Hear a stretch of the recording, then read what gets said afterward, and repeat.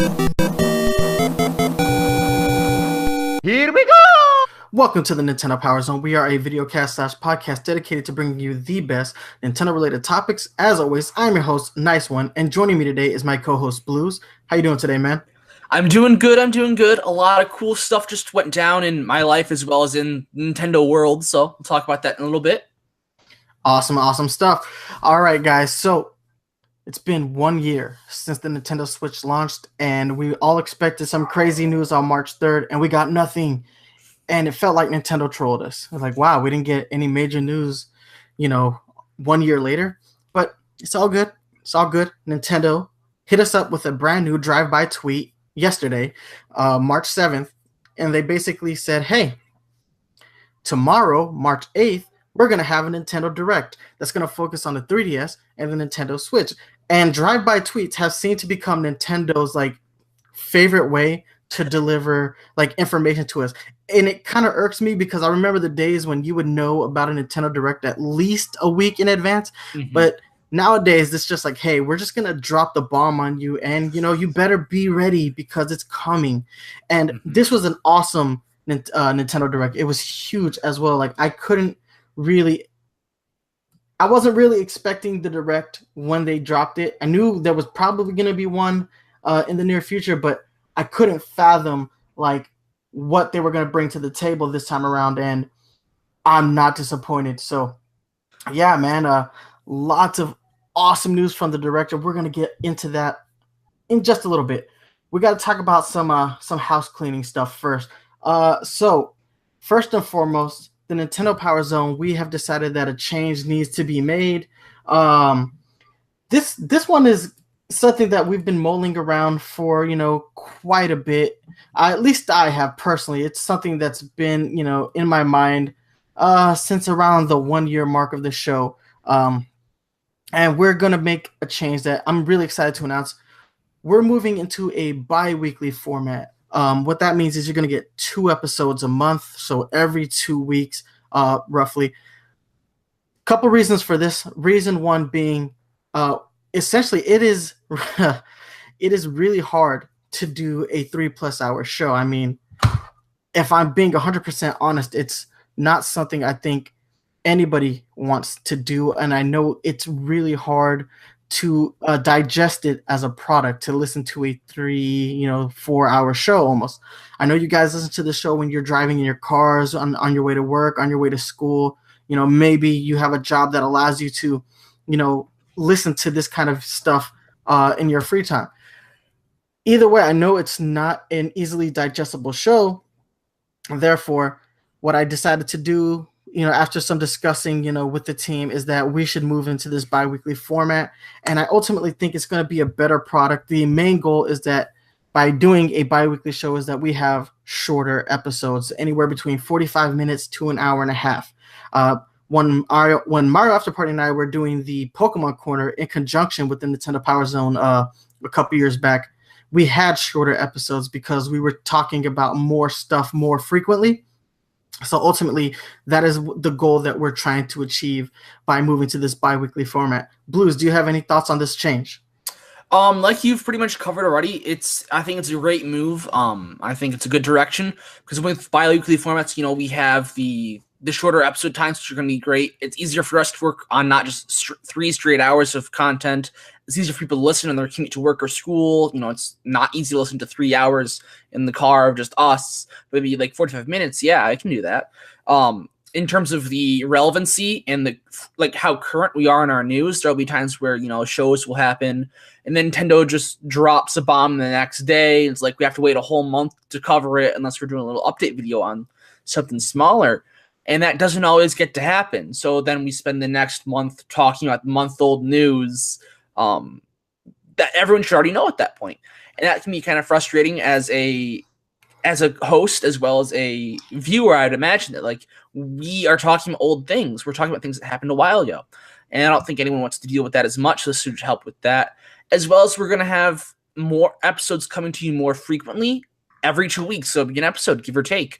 And that will be good for people who want to keep up with the show more frequently, who want, I want to listen to 2 episodes a month, not just the 1 3-hour episode, and that'll be good for I think everyone at this point. It's much more manageable. I 100% agree. That's pretty much the biggest reason I would say, besides the time, is the fact relevancy. When I was a kid, we used to absorb our information on a monthly basis because we didn't have the internet. I'm not that old, but I'm old enough to have remembered a time without internet. So I got all my information from video game magazines, which came out on a monthly basis. But with the way that we absorb and process information with social media, YouTube, all these things, we don't exist in a world where, we can continue to keep, to talk about, month-old news. So I think it'll help us as far as relevancy. And I just ultimately think it's a better decision. And you're right, more episodes on a more consistent basis. That is something that we're striving to do. So hopefully this is the right move at the right time. A little bit of other housekeeping news is that just this yesterday, Blues uploaded a video of an interview that he had posted with the curator of the National Video Game Museum in Frisco, Texas. Blues, do you want to tell us a little bit about that? Yes. So I went to Dallas this past week just to see the city, but I took like a day to go to Frisco. And while I was there, they had a Frisco Discovery Center, and inside the Discovery Center was the National Video Game Museum. It was very cool, very awesome to see. It was very interactive. They had a lot of like interactive kiosks, arcade stuff, and a lot of collectibles that you wouldn't even see there. A lot of the game consoles, a lot of the obscure ones, the common ones, the big ones, factoids about like its history, like how the arcades crashed and Nintendo saved it, the rise of PC gaming, and that was super cool to see. Like a lot of things that you wouldn't really see. That separate sections for like portables, and it was really cool. It was fun to look at. They had a lot of nice murals and just art around on top of like the collectibles and the consoles that were put into nice, neat little exhibits. But then the curator of the museum, as has already been mentioned, was super nice. He was super cool. He let me do an interview with him about like the museum and what it's like to curate it, him as a gamer, etc. And it was super cool.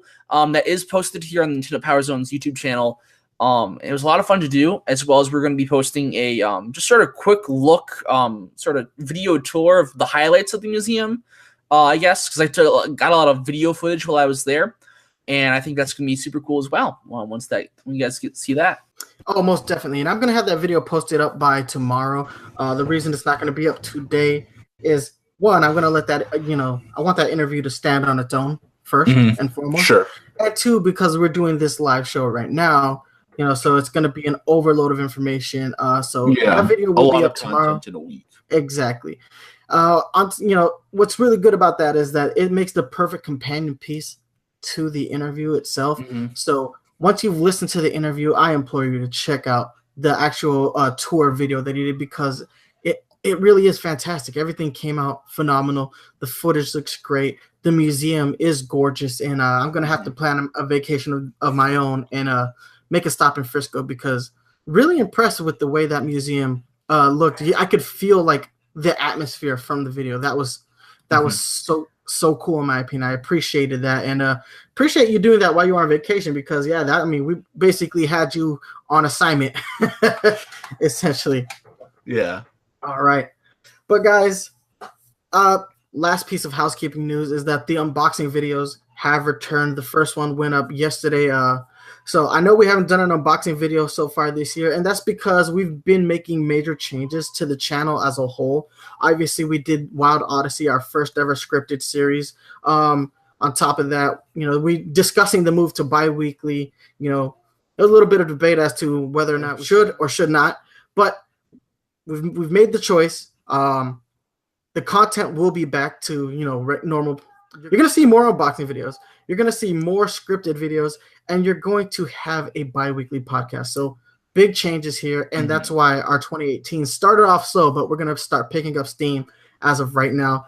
And so without further ado, we might as well just get into the thing that everybody wants us to talk about, and that's the Nintendo Direct. So huge Direct today. It was 30 minutes, twice the length of the Direct Mini that we had back in January. They touched on a couple of things from that first Direct, Yes. Very briefly. Like But more for the most details part, on certain things. exactly, yeah. And for the most part, they were really focused on giving us new information. So this was a direct that focused on the 3DS and the Nintendo Switch. I have to give Nintendo props for really supporting the 3DS in what is probably its last, year in its life cycle. So the four major titles I want to touch on are WarioWare Gold. Uh, so huge fan of the WarioWare series. I thought we were going to not see one on the 3DS. Now, ultimately, what this looks like is a collection of all the WarioWare games. But that's not a big deal. Those WarioWare games are really good, and Nintendo does some clever localization for those games. So I'm actually pretty excited to see that game come to fruition because, like I said, the WarioWare games, they're fun, they're frenetic games, and they're challenging. They are challenging. You can have a lot of fun with the WarioWare games. Any thoughts on WarioWare Gold? I wish how it would have played out is if we got a 3DS WarioWare, it would be WarioWare DIY 2. And then we get what essentially would be WarioWare Gold, like a collection of them, plus new games on the Switch, is how I was hoping it would go down. Because I loved WarioWare DIY, but I don't think the Switch is a good console for a game like WarioWare DIY. I think it's just not, it's too, you need the touchscreen and the stylus to make like the graphics work on that, etc. And I think we'll never see another DIY, unfortunately, unless we get another 3DS something that overtakes the Switch one day. But I'm very excited for it nonetheless. I don't think I'll pick it up, because I know that way back when the Switch was like first announced, we got like all the list of titles in that like picture. There's a WarioWare 7, I believe, image there. So we're gonna get a WarioWare on the Switch eventually, and so I'm gonna hold off on that and just wait for that. Is my thinking right now, though. Yeah, no, I mean it is cool that we're getting a Wario game, WarioWare game. So the official description is that this is going to have over 300 micro games. Some of them will be new, but for the most part, it's a compilation game. So yes. I mean, temper your expectations because these are games we've played before, but at the same time, I mean, there is a lot of new content coming. Yes. Plus, I feel like part of the beauty of the WarioWare micro games is that they're so micro games that you could always go back and have a good time with them. Exactly. 100% agree with that. So the next major 3DS title that we're getting is one I wasn't expecting, and it really, upon seeing it, I got really excited. I mean, you can check out my live reaction. At first, I was underwhelmed. I'll start by that. The game that they did show, it had me a little underwhelmed. Ultimately, because I went into it mistaken. So the game they showed off was Luigi's Mansion. So I'm thinking, what is this? We already have Luigi's Mansion Dark Moon. Is this like DLC for that game? That's what I thought originally, and I was like, oh, that's a bummer. Like, I mean, it's cool that Luigi's Mansion is getting, Dark Moon is getting DLC, but that's kind of a bummer. And then when they announced that it was the original Luigi's Mansion that appeared on the GameCube, right then and there, I had a freak out moment. I was like, oh my God, because that's one of my favorite GameCube games. It's actually one of my favorite games of all time, and I love those Luigi's Mansion games. So to get a chance to play Luigi's Mansion, the original, on the go, I'm really excited about that. Any thoughts? I would also have to agree with the underwhelm at the beginning, but it wasn't quite like a disappointment. It's just kind of a confusion underwhelm. I didn't think it was DLC. For like the first 5 seconds, I thought it was like a new Luigi's Mansion, kind of like a third installment. So it has been rumored for a while to be a third installment, but ever since going to the Switch, I'm like, this doesn't look quite right for a new entry, and it doesn't. It's on the 3DS, which I'm like, eh. So then I realized, oh, it's the first one. And I had never played the first one, except for a little bit. I was a very scaredy person. And so this is one of the games I was just terrified to play. I didn't like scary things as a kid. So I never really played the original Luigi's Mansion. But I did play Dark Moon on 3DS, and I did like it. I did hear some people said, like, well, the original is better. And I loved Dark Moon, though, so I can't complain. So I'm excited to see this come around.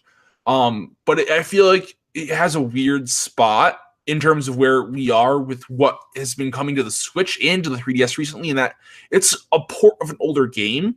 And we'll see a bunch of these in the direct later. And WarioWare even is an older game because it's a compilation game.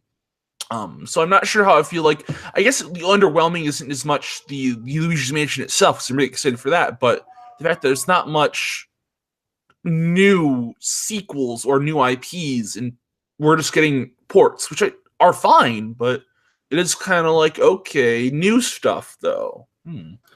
Yeah, like I said, I was a little underwhelmed only because I thought it was DLC, but I can't.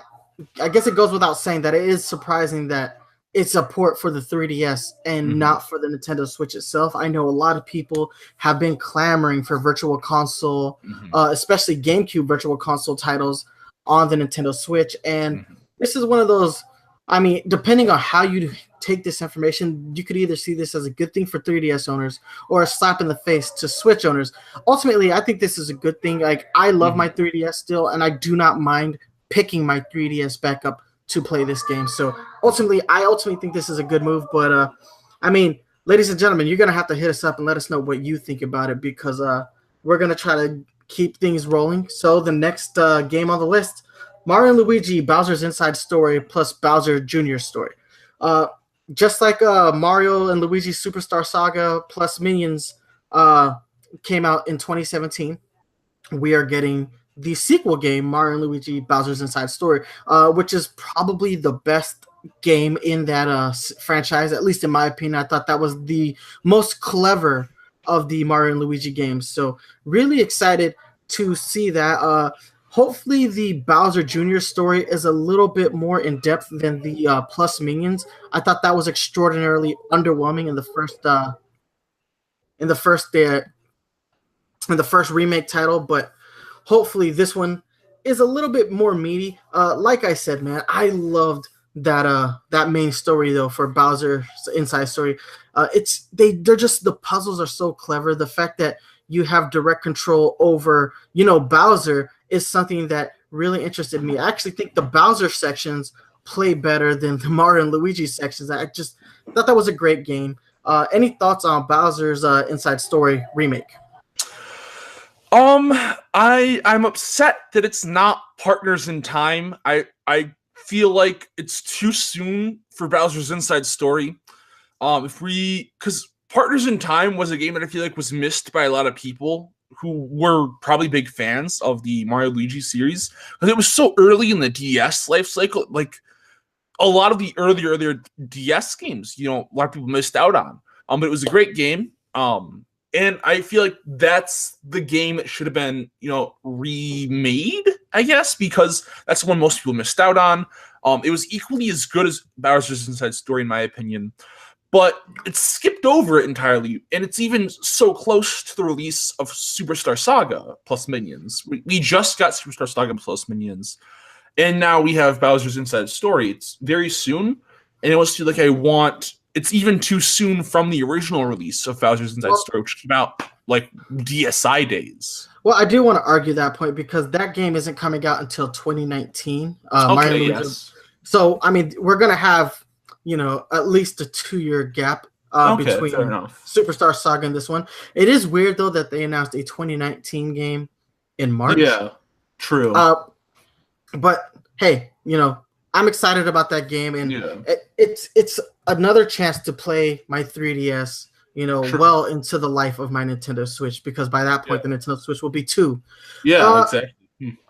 Moving on, like I said, guys, we're gonna try to quick fire this. Detective Pikachu.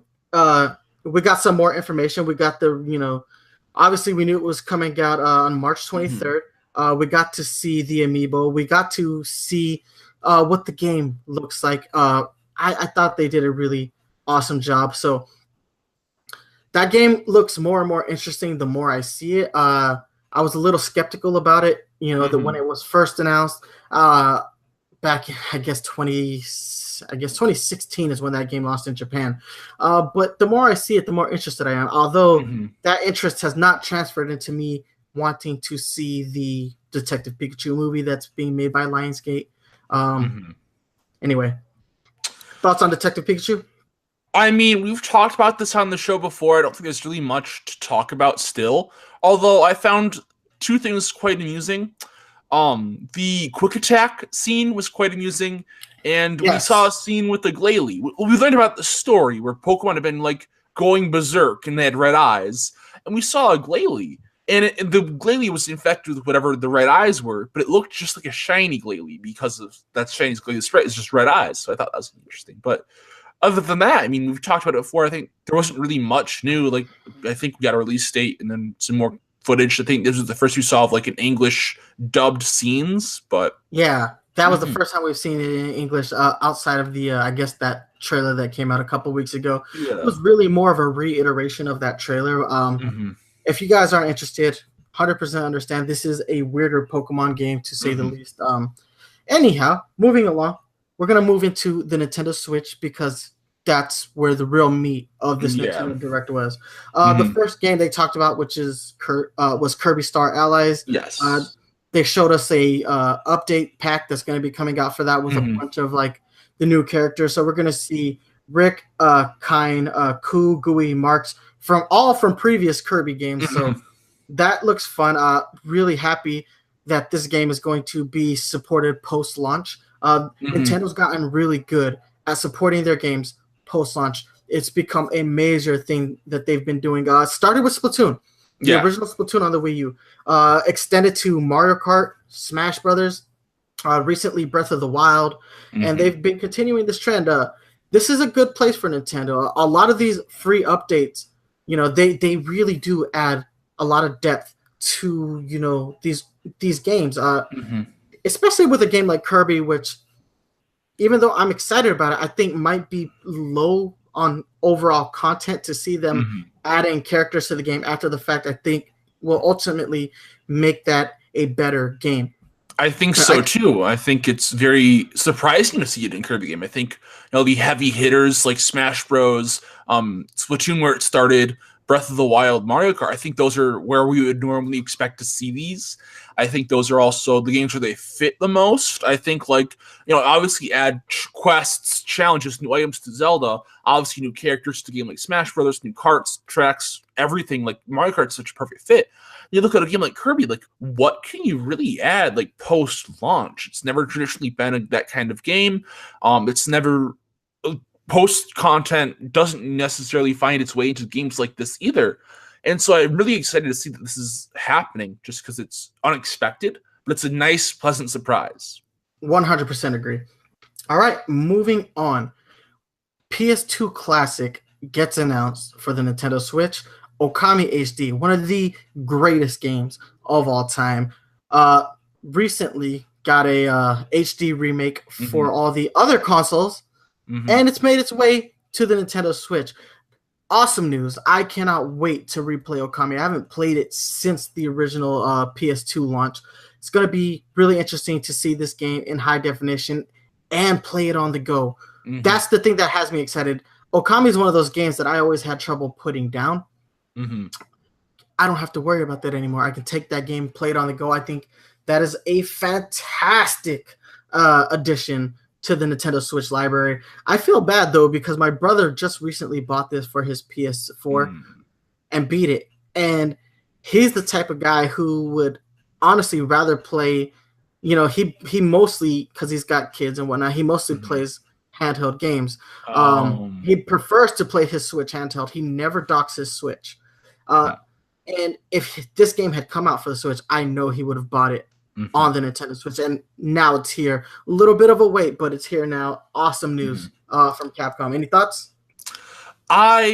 Okami's been one of those games that's been on my radar for a long time. I've never gotten it. It's always looked beautiful, and I think one of the main reasons why I've never really gotten it is kind of dumb. It's just like there's never really been a good control scheme for it. It's like always suffered a bit from the hardware that it's on. Like the PlayStation 2 version, people complain about like the PlayStation joysticks aren't good for doing the brush, like freeze time you paint. And then obviously the Wii was an improvement, but the Wii was iffy without Wii Motion Plus. You had sensor issues and not very accurate motion controls. Then there was Okami Den, which I kind of hope that we see Okami Den come, just because I know nothing about Okami Den, but Shibistru, or whatever his name is, the puppy version of Amaterasu, is absolutely adorable, and I would love to see him in HD.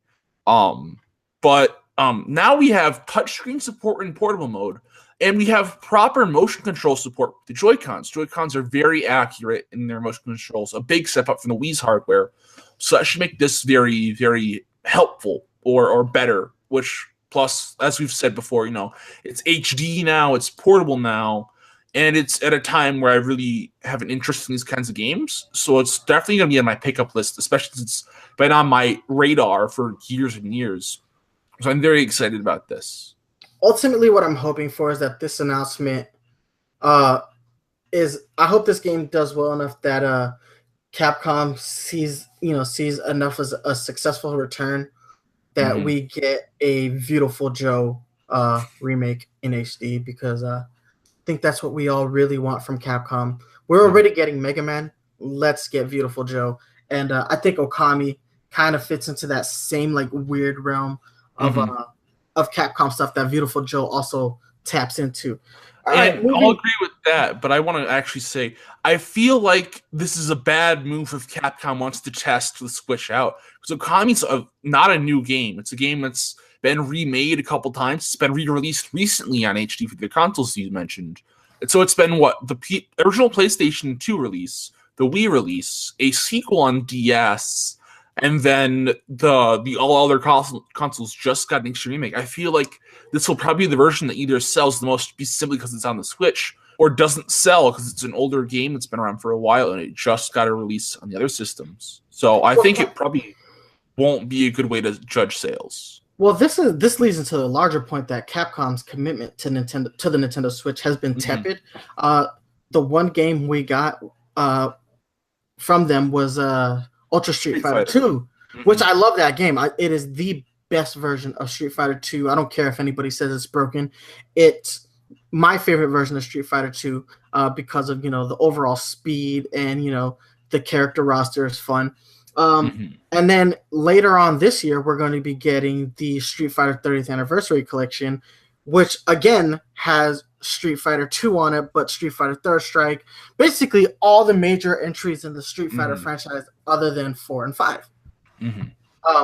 So their commitment to the Nintendo Switch has been tepid. What they want to do is they want to keep releasing, older games, but at the same time, the biggest game Capcom has had in years is Resident Evil 7, which was kind of a return to form for them. Outside of that, we haven't got a lot of new, but we are getting Mega Man 11 later this year as well. So, I mean, hopefully Capcom sees the value in the Nintendo Switch because other companies are. Like, we're seeing it with Square. We're going to talk about that in just a moment. And we're seeing it with other developers like Bethesda, Ubisoft. We're going to talk about them in a little bit as well. So, I mean, we'll see what Capcom ultimately decides to do. Yes. Moving on, the next title was Sushi Striker. Now, I don't know what to think about this game. It's a puzzle game. It's like a competitive puzzle game. It's weird. I don't know if this is a game that I'm going to pick up. Like, I'm interested in it though. I will say that I am interested. Like, I like the whole like sushi on a conveyor belt. Throwing the plates at your opponent. I love multiplayer games, and the fact that this game does offer like a competitive, option to go online and play with in the same room as your friends. I like games like that. Those are the best type of games. Any kind of game, party game that I can just whip out and play with my friends is a win for me. So I'm interested, but I don't really have any major thoughts on this game. I know a lot of people who have played it say it's brilliant though. Thoughts? So I'm probably going to be forced into getting this game just because my friends, one of them specifically, is a absolute beast when it comes to puzzle games, especially falling block puzzle games like Puyo Puyo and Tetris. He's actually the second best player in my state in Puyo Puyo Tetris right now. Yeah, I know. So he's an important dude to the falling puzzle block puzzle game, whatever, universe. And he's very excited for this game. And so he's going to force me to play it whether I like it or not, so I may as well just get it to save him the trouble. But it does look interesting to me as well. I feel like it's cool that seeing the simultaneous release on 3DS and Switch, because it was only really announced for 3DS up until this point. It kind of went quiet in terms of news. But Yeah, it got announced at E3 last year for the I believe 3DS. so. Yeah, like in Nintendo Treehouse, where they announced like Metroid Prime, where like, or not Prime, but Samus Returns. Yeah. I feel like this is the game where it's like, okay, Samus Returns, and they just like, brushed over it because it was sushi. Who cares? And it's like that's the game that everyone sort of forgot from E3 because it wasn't in the main direct like presentation, and it wasn't like a big title like Samus. Honestly, I forgot it was a 3DS title until you just reminded me.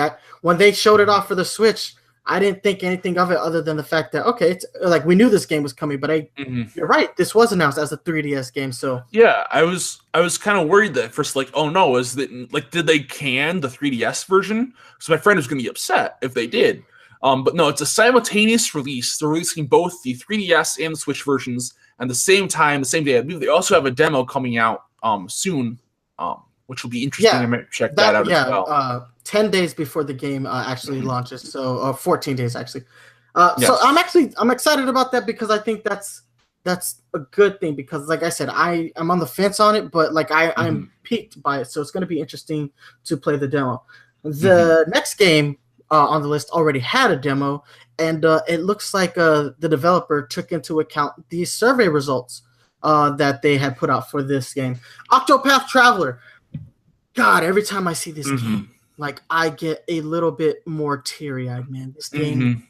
First off, the demo was phenomenal. I loved it. I've played that demo so many times with both characters, and this version of the game, I noticed that they had up-res the graphics a little bit, so it's a little bit more crisp. Not that there was anything wrong with the graphics in the demo, but they do look better now. We got 2 new characters, Tressa the Merchant and the Apothecary Athlin, and they also announced that you're going to be able to combine classes. So you can take the warrior class and mix it with the apothecary class, so you have a warrior healer, or you can take the dancer class and mix it with the merchant class. Oh my god! Yeah. It opens a whole new realm of possibilities for this already sort of like possibility-driven game, which the Bravely Default studios behind it is sort of mastered within the Bravely Default series before. I'm going to say they did a great job with possibilities in those games. Exactly, and that's the thing is this game is just freaking me out, man. I cannot wait for this game. We also got a solid release date for the game, so it's going to be coming out in July, I believe July 13th, and it's going to launch with a special edition. The special edition is going to come with a pop-up book of all things, and the pop-up book looked cool in the key art. It's also going to have a soundtrack and a gold coin that looks like the currency from in-game, as well as a map. And a map, yes, a nice detailed map. All that stuff looks amazing. I cannot wait for July 13th. This is probably going to be something that I pick up day one. I just don't see myself not getting it day one. I'm pre-ordering the collector's edition because I'm a sucker for art books for video games, but I'm also a big sucker of pop-up books. So I have to pre-order it at this point. I love the demo, so I know it's going to be good. I love the previous works from Bravely Default, Bravely Second, so I'm really excited. But I also want to mention that before it wasn't Octopath Traveler, it was Octopath Traveler working title, as in it wasn't going to get like another title. It was called Project Octopath Traveler. Yeah, or something, yeah. So it's now just no longer working title, I believe. It's Octopath Traveler. Well, I think it's one of those things where the name, similar to Bravely Default, that wasn't supposed to be its I think title. so. I was thinking that when they said that, But as the populace got hyped about it. Yeah, as they got accustomed to, saying Project Octopath Traveler, it has become nomenclature at this point. Yeah. It is what the name should be. I was gonna be upset if they changed the title, honestly. Yeah, it's what it's become known as. Yeah. So yeah, I mean it is the perfect title. And imagine if the Switch had remained the NX or the GameCube had remained the Dolphin, because when I was a kid, for years when they were talking about the GameCube, it was codenamed Dolphin, and ultimately it got the name GameCube, and obviously the Revolution became the Wii, and it's so on and so forth. Most of those working titles, those project code names, they do change, but Yes. I'm glad that this one didn't. Mm-hmm. Next up on the list, a game that I am thoroughly hyped about. Suda51's Travis Strikes Again. Cannot wait for this game. We got to see gameplay. Yes. This is exciting because it's a little bit of everything. There's a racing game. There's I saw some side-scrolling platforms. I saw some traditional No More Heroes play. So much other cool stuff. Multiplayer co-op. Yes. Co-op multiplayer. That was it. I loved No More Heroes, but it is very much a solo experience. So when those games first came out, my brother would watch me play, or my friends would watch me play, and they would be like, "That's a cool game," and we'd have to trade the controller. Hey, you want to try it? Yeah. Now, if I say, "Hey, you want to try it?" Just gotta give them one set of Joy-Cons. Yeah. Exactly. Just give them one Joy-Con, and the game starts. I am so thoroughly happy with that decision for the multiplayer. I think cannot so wait too. for this game. It just looks like a lot of fun. So in the multiplayer, somebody's going to be playing as Badman, and the other player is going to be Travis Touchdown. Yes. Looks really good. Did we get a solid release date for Travis Strikes Again? I don't remember. I couldn't really remember what all we got release dates for, if I'm going to be honest. I don't think we did. No, they just gave us the tentative 2018. Yeah, so it's coming out this year. Yeah, this year. That's great then. But this is like one of those long-awaited games, like No More Heroes. When we saw the first trailer, everyone flipped out. That was, oh my god, it's happening finally.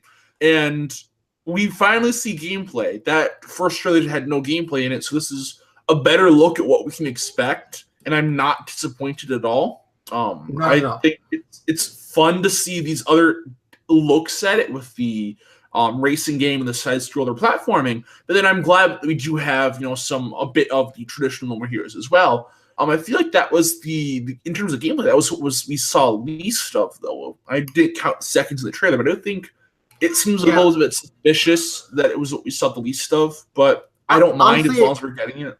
We're going to be playing with 7 styles of games within this, so. I would expect that the traditional No More Heroes gameplay to take a backseat. I mean, Suda51 did straight up say that this it's not No More Heroes 3. Yeah, exactly. It's a spin-off, give or take. Exactly. So, I mean, I think we just have to take it for what it is. I mean, Travis Touchdown is back, and I think that's what's more important is that I think so. The character that we all, grew to love and despise. Despise. Exactly. Thank you. He's back. I mean, you can't really love Travis Touchdown. You gotta hate him for what he is. Yeah, you love to hate him. Yeah, he's a great character in the way he's made and how he is, but he's an awful person. Exactly. All right. So next up, we got a better look at some Dark Souls and amiibo support and a third-party amiibo. Not a whole lot of third-party amiibos. I think we've had Shovel Knight and the Dragon. No, Monster Hunter amiibo, which never came to the States, despite that game getting an international come out to the States, I think. The game came out to the States, but the amiibo did. I think the amiibo did. I'm not entirely sure. I think it was like super under the radar, though. Want me to fact check it really fast? I have the amiibo, but I had to import them. But I'm double checking this really fast. You want to keep talking about Dark Souls while I'm fact checking? Go ahead. Though. Again, I've never really played Dark Souls because I've heard it's really alienating to to people like me who suck at video games, despite loving them as much as I do. But the amiibo looked pretty good, though. I actually liked the pose, the praising the sun pose, as they called it. It looked pretty interesting. Again, we got a better look at it. The graphics that we saw in the trailer didn't look like a major step down. I mean, I know it is technically a game from the previous console generation, but it didn't really, it doesn't really hurt to see this game on the Nintendo Switch. I think it's a good get. It's a perfect game for, perfect mature title for the Nintendo Switch library. And I'm glad that we're getting more of those. So fact check says that it did come out in the West. The amiibo did come out in the West. But once again, we knew Dark Souls was coming. We knew what to expect. And I'm happy it's here. I don't think I'll be playing it too much, but I might check out. There's gonna be like a test thing that's happening, like a test punch, but test Souls. And so I'll probably check that out at the very least. But there is a thing that we can check out if you're not familiar with the series or whatever. And I probably will check that out as well.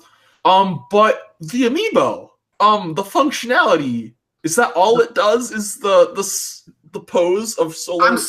I'm certain that's not the only thing it does, but I would really hope not.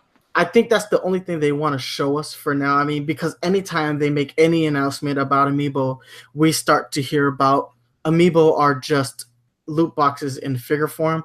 So I think maybe they want to keep the functionality close to the vest for right now.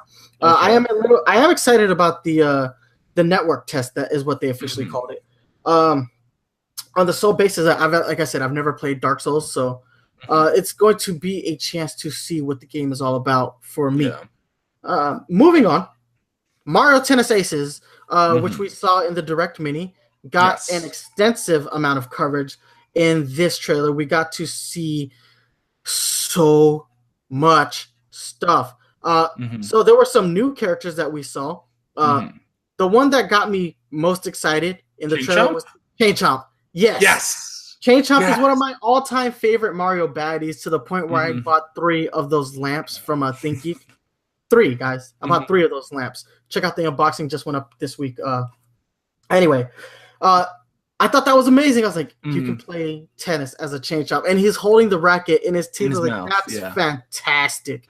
That is fantastic. And also, I love to see Chain Chomp in games that are like the sports games and kart games, because he doesn't even make appearances there too often. We saw him in Double Dash, and I fell in love with him in Double Dash as an item. He was one of the best at it. I played as the babies just because that was their special. Yeah. I haven't played as the babies since Double Dash. Outside of that, we got to see like a bunch of the types of shots. So we have the zone shot, which basically slows time down for the person who is doing the zone shot, and it allows them to they pretty much get to aim and pick where the shot goes. And what's cool about it is that you can either go for the guaranteed point, or you can choose to knock out your opponent by aiming it at them and breaking their racket. And if the opponent runs out of rackets, they're knocked out and the match instantly ends. That was a cool thing. But it's not that OP, because there is the zone speed, which basically allows the opponent to slow down time so that they can move across the field in order to potentially block the shot. And if they successfully block the shot, their racket will not break. And that's going to add a whole new layer to the game as a whole. And when I was seeing this, I was like, oh my God. Camelot, the company that ran Mario Tennis into the ground, unbroke what they broke. Like, they fixed it. They made Mario Tennis interesting again. This was something that I was like, wow, I'm legitimately excited about that. And it wasn't just the zone shots. We got to see the special shot and trick shots as well. Yes. All that stuff is cool. And these aren't things that you can just pull out of your butt willy-nilly. You have to build, you have to charge these moves. So all of that really enhances the game. Of course, they didn't show us very much of the story mode. We pretty much got to see like the same footage from the original trailer that we saw initially. With the piranha plant fights and the booze and whatnot. Yeah, but I mean, as far as the characters that we got to see that we didn't see in the last trailer, we got to see Rosalina, Toadette, Bowser Jr., Boo, and of course Chain Chomp, as we said. So this game is starting to get really interesting. I'm really hoping for Pauline to make an appearance. Because I would love to see how they deck out Pauline in her tennis gear, and plus I think that would make her one of the taller playable characters, with a humanoid form at least. Yeah. All right. Next up is a game that I consider one of the best titles on the Wii U. Captain Toad Treasure Tracker. Update with oh my God. Okay, let's start again. Next up is a game that I am so thoroughly excited about. One of the best games on the Wii U is Captain Toad Treasure Tracker. And it's not just a complete remake. This is an updated version that's going to include new locations such as New Donk City from Super Mario Odyssey.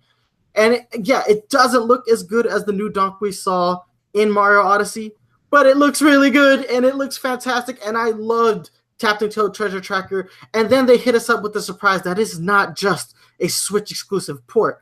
They're making it for the Nintendo 3DS. So if you haven't upgraded to the Nintendo Switch, you can play Captain Toad Treasure Tracker on the 3DS. And I think this is the best announcement they made in the whole Direct. Now, I know it's not legitimately the best announcement, but it is one of the best because this is how you support the 3DS. This is how you do it. You take the games that you can port from the Wii U and you move them to the 3DS. Yes, the game's going to take a hit in resolution, but I honestly think the 3DS is a better format for Captain Toad than the Nintendo Switches. There were some tablet things on the Wii U version, specifically the minecart levels, where you needed that second screen to really get a zoom in on what you were aiming at. The Switch, the problem with the Switch is you cannot do that. The Switch is a one screen experience. The 3DS will have the opportunity to allow you to have that second screen the way you had it on the Wii U. So I honestly think this port will translate better on the 3DS than it will on the Switch. Although I will be I actually might pick up both versions of this game just to compare and contrast. I would love to place it side by side and just see the differences. And they added multiplayer functionality on the Switch version, which is nice. I mean, it's very limiting functionality. It's pretty much going to function this like Cappy mode or Luma mode in Mario Odyssey and Galaxy respectively. But hey, that was a game that I did play with my fiance. She would help me figure out how to solve the puzzles in Captain Toad. And again, I'm so excited because I really did love that game. It was an underrated game on the Wii U, but it was one of the best games. It was one of the most creative games, and it was a way to extend the Mario franchise by allowing a secondary character such as Toad to shine. So I missed out on it on the Wii U. It was something like I always meant to pick up, never did. I think this will be my time to play it. And I'm looking forward to it. I know I heard great things. I heard it was very creative. I think it was sort of like you mentioned how your fiance would help you figure things out, you know. One of those more social gaming aspects. I think they tried to do that a lot with the WarioWare on Wii U, Game and Wario, where you know it's a lot of the games are single player games, but you would need assistance for people around you, like saying like, "Oh, mom's gonna come, like prepare." And so I feel like it's got one of those vibes to it, but it's more like instead of micro games, it's a whole game, and I like that idea as well. I think it is great that it's coming to 3DS. But I hadn't thought about it until you mentioned how there's some games that are more suited to the 3DS, and that if they can work on the 3DS, they should. And I want to bring up, why didn't Tropical Freeze get, you know, a simultaneous release then? Because that's one of the ones I feel like. So we got Donkey Kong Country Returns 3D on the 3DS, and I thought it felt better there than it did on the Wii for the original. And I think controller helped. Yeah, exactly. And so I'm not sure how I feel about Freeze. I like the idea of it on a TV. I'm not sure how I feel about the idea with the Joy-Cons, though. I mean, I like Joy-Cons for a lot of games. This feels kind of weird to me to think about. Even the Pro Controller feels better, but not perfect as the 3DS experience after coming off of 3D, though. I don't know. Well, we're going to have to wait and see. I am excited about that. I'm glad they didn't spend any time on Donkey Kong because we got a solid release date and information. Yeah. But yeah, that is true. It is surprising. We have had Donkey Kong on the 3DS before. It's very interesting that they chose to not carry it over. I think it's because the Switch is also portable, but I mean, I don't know. Because same argument we made about Captain Toad, but I don't know. It's true. All right, next up we have Undertale. Never played this game. All I know is that it's an RPG, and that's pretty much where my knowledge ends. So I'm certain Undertale fans are having their own little party right now that they're going to be able to play Undertale on the go. I think this is a great addition for the Switch. I think it's a great thing for Undertale fans as well. I think this is sort of where we got a couple other big sort of titles we didn't think were coming. I think that's the next one else. And Okay, so this, yeah, yeah, yeah. Let's just segue. Let's just segue because of what you just said. Not only did I not expect this game on the Switch, I never expected this game on a Nintendo console ever. I never thought I'd see this game on anything other than a this PlayStation. game or this franchise, because the franchise has been on Nintendo consoles before. It's been on the DS and the Game Boy. So I really have to be able to. No, we got what? It was Crash Purple from the Crash Spyro games, and we got like a couple DS entries. They weren't good. I played the second one of the games, but I never thought we'd see a main entry into the franchise on a Nintendo system. Period. Crash Bandicoot: The Insane Trilogy is being ported and is coming out on July 10th. And it looks good. It looks good on the Nintendo Switch. I'm hoping what we saw was Nintendo Switch footage and not footage from like the PS4. But man, this really stole a lot of thunder from Sony, in my opinion. It really they made a big deal about this at their E3 last year. I mean, this was a focus for them at E3. Like, Crash is coming back. And I was excited. I didn't pick it up, but because when it comes to my PlayStation, I tend to wait for the games to get price reductions before I pick them up. Agreed. Just because I don't play my PS4 all that much. So I was waiting for this one to kind of marinate for a while before I decided it would be time to dive into that purchase. Because my girl is a huge Crash fan. She loves Crash Bandicoot. So it's actually pretty cool to see Crash come on the Nintendo Switch, and now I don't have a problem with picking it up and paying the full price tag for it, and it looks great. But like I said, when I was doing my live reaction for this, the words coming out of my mouth were like, "Oh Sony, because like I said, they made a big deal about it, and now it's making its way to a Nintendo console, and I think it will be welcome on the Nintendo Switch. And again, it's one of those things where it's like, I might just start waiting for games to see if a Switch port comes out. Because this is the perfect game to grab and play on the go. Like, I can't think of a better game, to port to the Nintendo Switch. So super excited about that. I guess there was never. So this was like talked about a couple months or maybe just a month before this direct where Crash would come to the Switch. It was never, I don't think, officially confirmed by Activision, but it was like talked about by them and said like probably whatever. I don't know.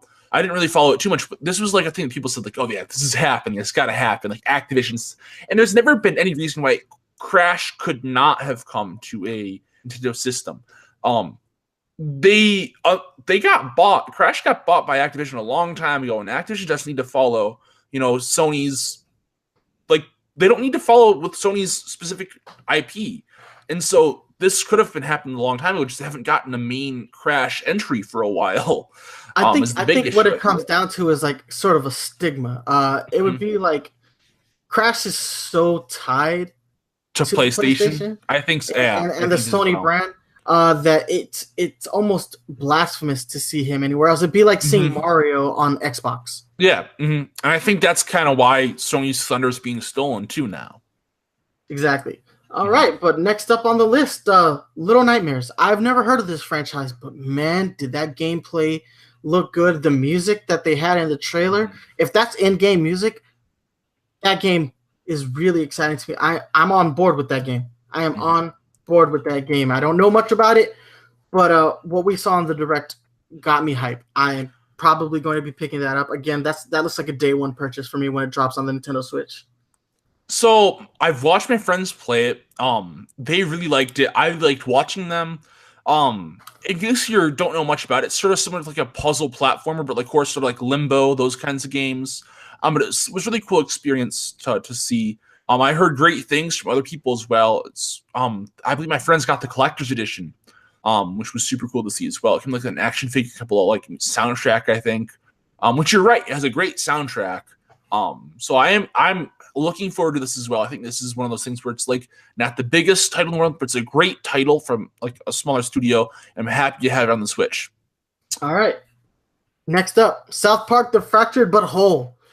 I did not expect this game. No. First off, I wasn't gonna pick this game up. Not Mhm. like I'm not that big of a South Park fan. Yeah. I used to be, but after the South Park movie, Mhm. I felt like there was nowhere left for South Park to go. They had done everything in that movie, and I think I know the show's been consistently good, but I Mhm. don't think it ever reached the stratosphere that it reached when they did that movie, and like everything felt stale. Like now it's Mhm. really just more it's really more mockery than it is its own thing. It used to be more Yeah. self-contained, and Mhm. now it's It parody. used It's parody. Yeah, It's exactly. it's parody. What they do is they parody real life, and Yeah. that works for the show.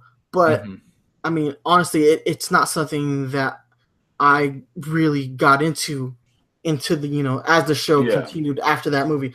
But the fact that they're releasing this game for the Nintendo Switch, that makes me want it. And so South Park: The Fractured But Whole uses the Snowdrop engine, Mhm. which is Ubisoft's proprietary engine, and we've seen that engine before in Mario plus Rabbids Kingdom Battle. So we knew that the Switch could handle This South Park. engine.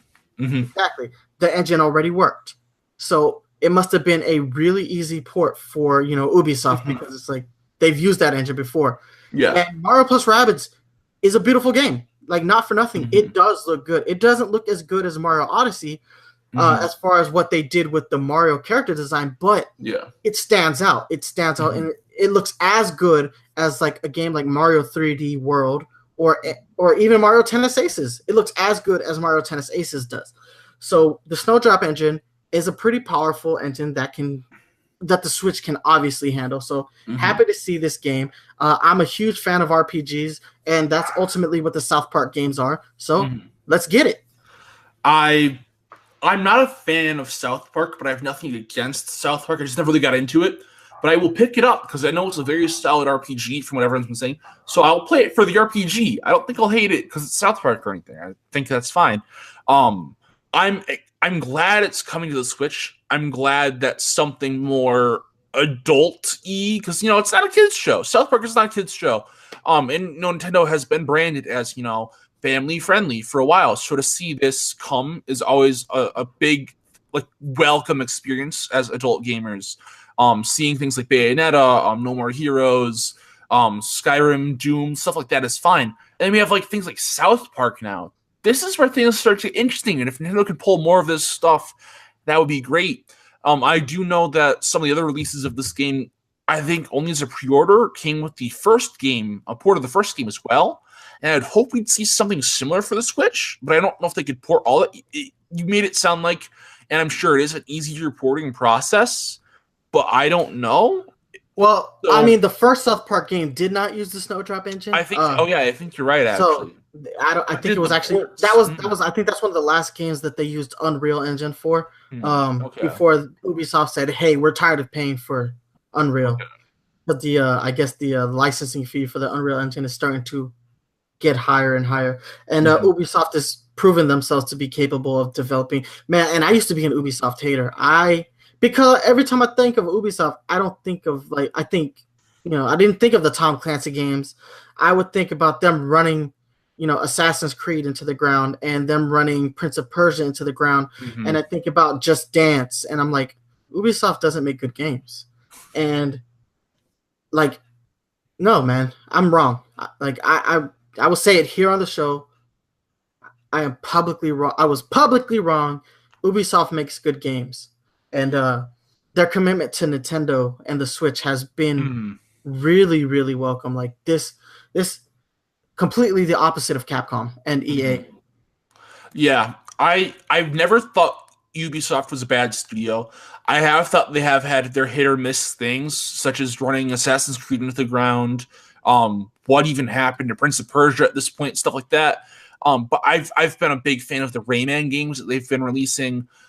They do a lot of great work with. I actually haven't played the Tom Clancy's, but they do a lot of great games, and even Just Dance, even though it's not my cup of tea. I was going to play it on my Let's Plays, but it's not really my cup of tea. I'm still, but they're games that people still enjoy, and I have to respect that. it has our audience. There's a reason why it started like the early 2000s and is now here in 2018 and still selling, more or less.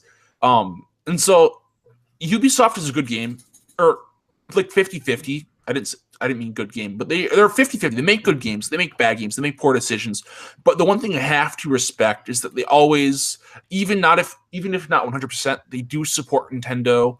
When the Wii was sort of faltering, they did sort of say, okay, we're gonna still support you, but we're gonna have to like release this game on other systems as well, so we don't like lose money, which was fine. But like as long because they've always stuck by Nintendo, and that's what I have to respect about them. Exactly. All right. Next up, Hyrule Warriors got its official launch date. It will be launching on May 18th. And this is, I know they're not calling it deluxe. They're calling it something else. Definitive Edition. Hyrule Warriors Definitive Edition. It's coming out in May. May looks like it's going to be a slow month. It's probably a pickup. I'm not such a huge fan of Musou games, but I mean, I used to be. So it might be fun to get back into one. And Hyrule Warriors looks like a good one. Although it just seems like really close to Fire Emblem Warriors, like really, really close. That game only came out in October, and now we're getting another one in May. I mean, I know that Bandai Namco wants to recoup as much money as they can. So we'll see how it goes. All right. Any thoughts on it?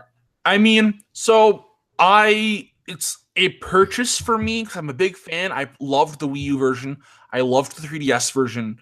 But it's not a day one purchase for me this time. The first two were. I think it's, I've had my fair share of Hyrule Warriors for a bit. I definitely want to pick it up, but I also maybe want to finish Fire Emblem Warriors first as well. I think no matter when I want to buy it, I can't buy it until I finish Fire Emblem Warriors. And then it's also not a day one purchase for me. That's sort of how I'm going to approach it. But I am glad to see it coming with all the content from both games. Agreed. All right, next up, ARMS is having its own US and Canada online open tournament. And that's going to be happening today, and it will go to, I believe, I think, what did they say, the 18th or something like that? I think, yeah. It's not like something like 10 days. That's actually pretty cool. It's a reason to get back into ARMS, and they'll be doing that through the ranked modes. And the best players will be entered into a larger tournament that will be streamed online, which is just very cool. Hopefully this means like somebody will win like a chance to go to E3 like with their other, open format tournaments. Very cool way to support ARMS, a year later. I think it's a good idea. I'll definitely be participating. I will as well. One thing, I'm not sure how I feel about this whole online tournament structure.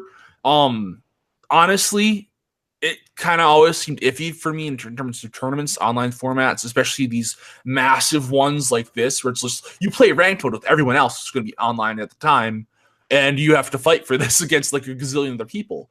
And I'm not sure how I felt about that, but I do know that Nintendo's been wanting to sort of find its place in esports.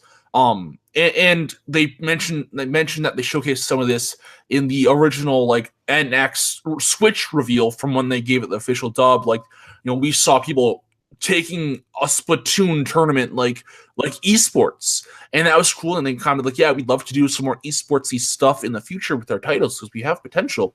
And so I'm glad that we're seeing something, at least it's some support for that sort of esport feel, as well as its ARMS support as well. So I'm really happy about all of that. Exactly. Top 8, I believe, is getting like some exclusive artwork, which I want. I don't think I'll get into top 8, but I really, really want that artwork. I know. I'm the same boat. Well, as long as we're in the competitive games, we might as well just move into Splatoon 2. Yes. So Splatoon 2, man, did they announce a lot for Splatoon 2. I guess we'll start with version 3.0, which will be coming out in late April. The update will see 100 plus pieces of new gear and some new stages, or some returning stages actually. So Piranha Pit and Camp Triggerfish are coming back from the original Splatoon, and a new stage. I saw the name and it's escaping me right now. It's like Wahoo Park or something like that. Wahoo Park, or Wahoo Land or something. Yeah, which is kind of like a huge like, hey Mario, wahoo! Well, it's also a Splatoon thing. Like this, the Eklings say something similar. Like they They make say a "Woomy." noise like that. Is They say, that? "Woomy." Well, there's something else. I don't know. I thought it was a Splatoon thing too, though. Like, I don't know the sound effects by heart, but I know that like, wahoo! I don't know. I thought when that like they announced the name, that sort of echoed They say in my head. booyah. Booyah is what Maybe they it was say. the booyah. Maybe it was the booyah. I don't know. Aside from the new stages and the returning stages, we're getting a new rank X, which is superior to S plus. Imagine the players who are going to be ranked X. Here we go. I'm A rank in all of my ranks right now, but I don't play that much rank mode. I either play League or I play Salmon Run, but I don't play a lot of individual rank mode. So, but it's cool. It's cool for the players who are dedicated to that. Aside from that, Callie will appear in Octo Canyon if you meet certain conditions. They didn't describe what those conditions were. I don't know if that means you have to be rank X to unlock her, but she will be in the Octo Canyon Plaza. And next up, I think the most important announcement for Splatoon was the Splatoon Octo expansion, which is looking to be pretty hefty. So it's an additional story content where you play as Agent 8, who is an Octoling. Yes. Which right off the bat, I think the developers of Splatoon have heard the cries for people wanting to play as the Octoling, and that also means that you'll be able to play as an Octoling online in online competitive modes, which has a lot of people hype. I talked to Mario after party right before we started recording. I was on the phone with him. He is so thoroughly excited that he's already made the pre-purchase. He's already pre-purchased. Yeah, I'm pre-purchasing it after this episode. I'm pre-purchasing this Octopath Collector's Edition right after we finish up here. Exactly. Yeah, there is just so much, and that was something that just had me flipped out. I was like, oh my god, yo. Every time so for a while now I've been saying that I don't enjoy Splatoon 2 as much as I enjoy Splatoon 1, but they keep adding things to the game and I'm like, okay, I am really starting to like Splatoon 1 a lot less, and I'm starting to love Splatoon 2. And that's the thing. And this is something that a lot of people have to stop. They have to shut up about now. For the longest time, a lot of people have made the claim that Splatoon 2 is not really a sequel. Yeah. It's not a real sequel. It started off just a little bit better than 1 and has come to well surpass everything with the updates. And I was telling everyone that when they're making their reviews, like, you got to hold off, like, or like come back later when the game has at least half of the content from the 2-year cycle of content. Because the first one launched as almost nothing, but was still a hit. But then by the end of that life cycle, it was a completely different game. Exactly. And you knew that was going to happen with this game as well. And even touching on, that's all been free content up until now. This expansion, the Octo expansion, is $19.99. And I feel like some people are going to be a little upset. Like, all the content in Splatoon has been free so far until this. But I'm going to argue that this doesn't affect multiplayer too much. You get Octolings and some outfits. Well, not just that, but I mean, look how expansive this is. A pretty big. It's DLC. worth it. Yeah, it's a lot. It's a lot of content, a lot of hard work put in from the developers. I think it deserves the price tag that it gets, as well as it doesn't. It finds a sweet spot where it doesn't take away from the online portion, which is the main chunk of the game.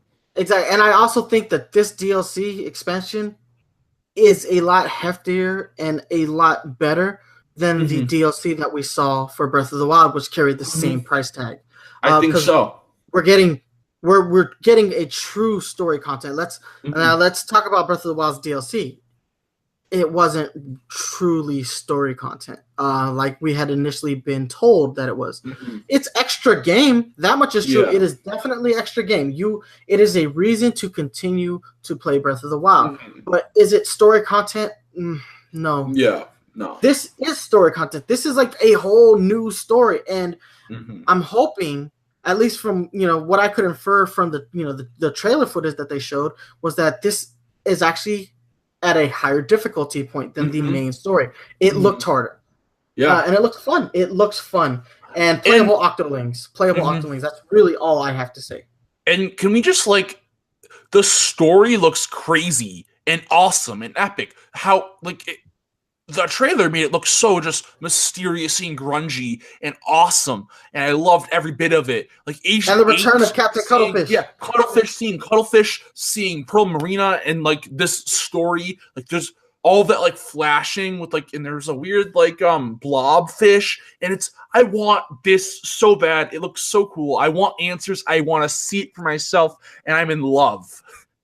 The only thing that was upsetting about this Splatoon information was that we didn't get a solid release date for the Octo expansion.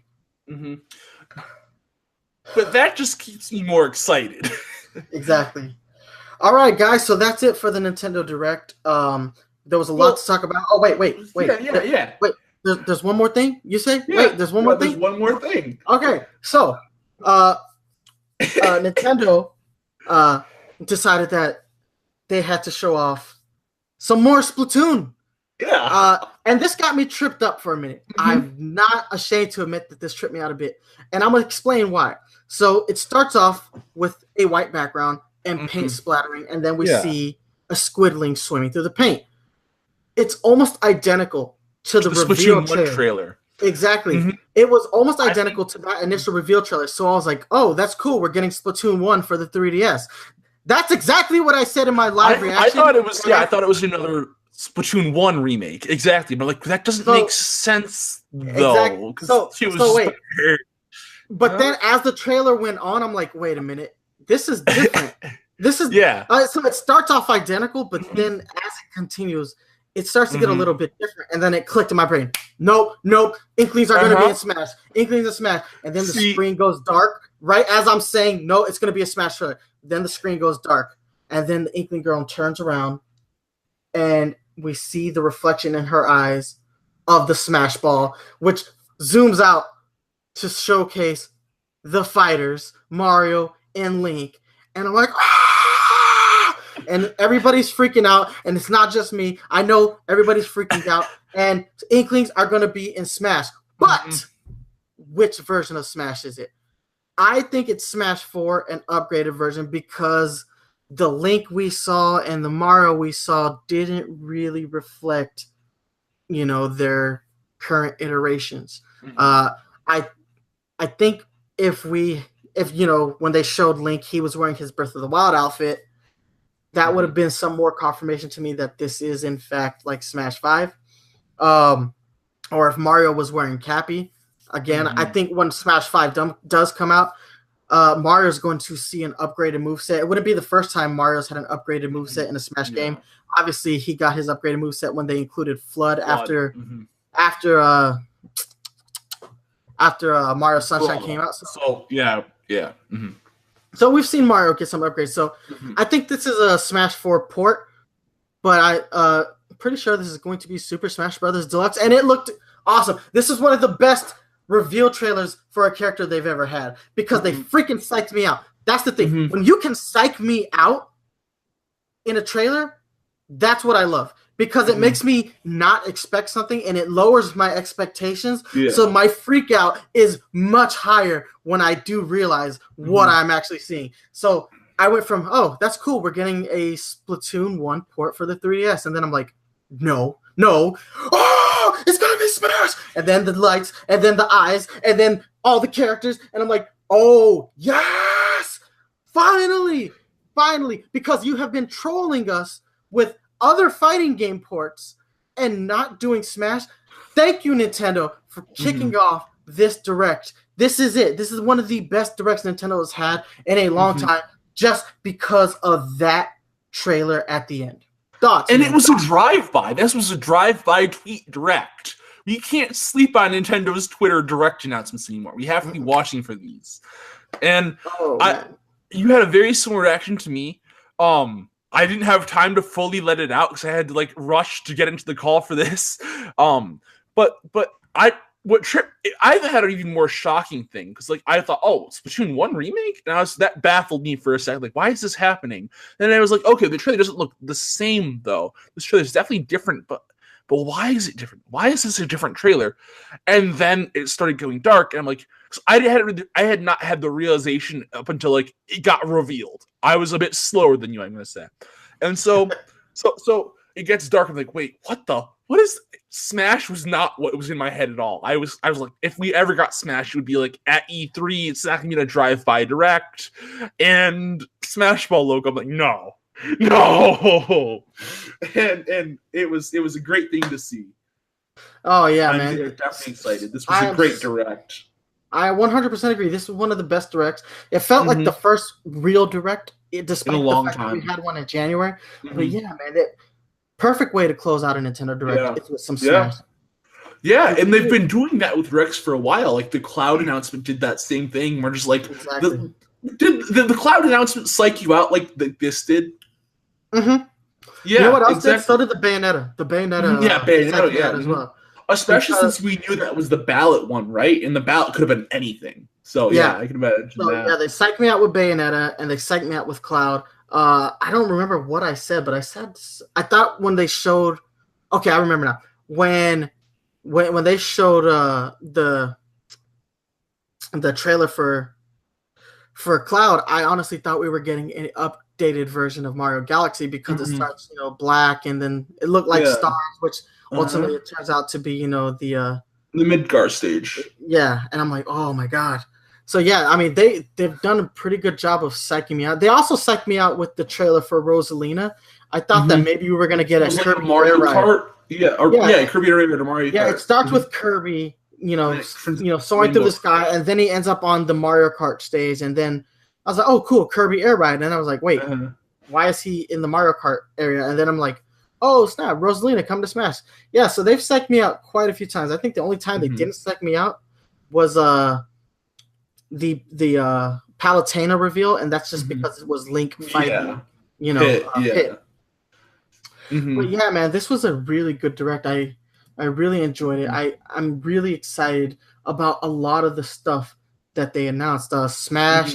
I'm happy about Captain Toad. I'm, the South Park reveal, the Crash Bandicoot reveal. I mean, Little Nightmares, all these games. Captain Toad though was like my big one until Smash. I would have been happy with just the Captain Toad, but I mean, it went so much further than that. I mean, this was a really good direct. Like, we got to see Octopath Traveler again. We got some new information about that. One of the best directs they've had in a long time. And yeah, I'm glad that I, did the live reaction. I'm glad that I'm glad we're unveiling our bi-weekly format with the Nintendo Direct discussion. That is the best way to talk about to start. It's the best way to launch a new format for the show. Yes, and I really appreciate that because a lot of news cram into this. So yeah, exactly. It was great way to launch, and man, what an awesome direct. All right, but that's gonna be our show. But before we go, we got a couple of a little bit more housekeeping. So yeah, obviously of course Brendan went to the Video Game Museum. The interview portion of that is up on our YouTube channel, Nintendo Power Zone, youtube.com/Nintendo Power Zone, and check it out. It's about a 22-minute interview, and it was really good. It was a really good interview. We want to thank John Hardy, the curator of the museum, one more time for taking the time out of his schedule to sit down with Blues and just talk shop. Aside from that, the other video will be out tomorrow, and that's going to be the tour of the museum, and that came out really, really good as well, guys. You're gonna really, really appreciate how awesome this museum is, and you're gonna have a brand new appreciation for Blues as well. But so a little bit of housekeeping on my end as well. So while just stream schedule updates and a big misfortunate update as well. So while my PlayStation 4 got stolen, our house got broken into. Very unfortunate, but because of that, I am not able to do streams for Rocksmith and Just Dance right now. I didn't get a chance to start those, but now I can't start them at all, so I don't have the systems to play them on, which is very unfortunate. So we're gonna have to do some makeshifting. I know that Bayonetta has not technically started either. Just because I've been having some issues with getting that recorded, finding time. Like I left for Dallas when I would have recorded, etc. So it's just been iffy, but we're going to pretty much be doubling up. So the streams where I would be playing Rocksmith and Just Dance, I'll either be playing the Bayonetta or the Dragon Quest right now, as well as since we're behind on those. We won't be stopping either, but we will still be playing Kirby's Star Allies on schedule as well for when that comes out. And that's going to be our 3 games is what we play right now is Bayonetta, Dragon Quest, and Kirby Star Allies.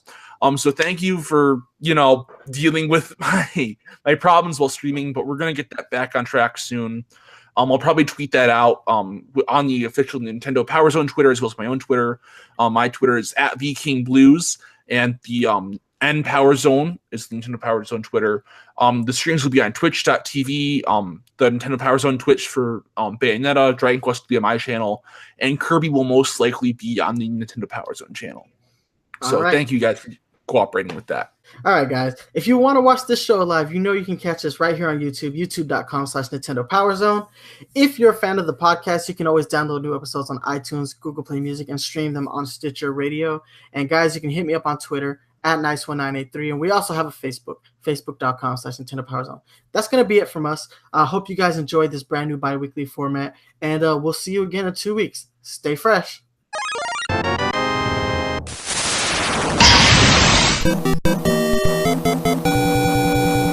Here we go!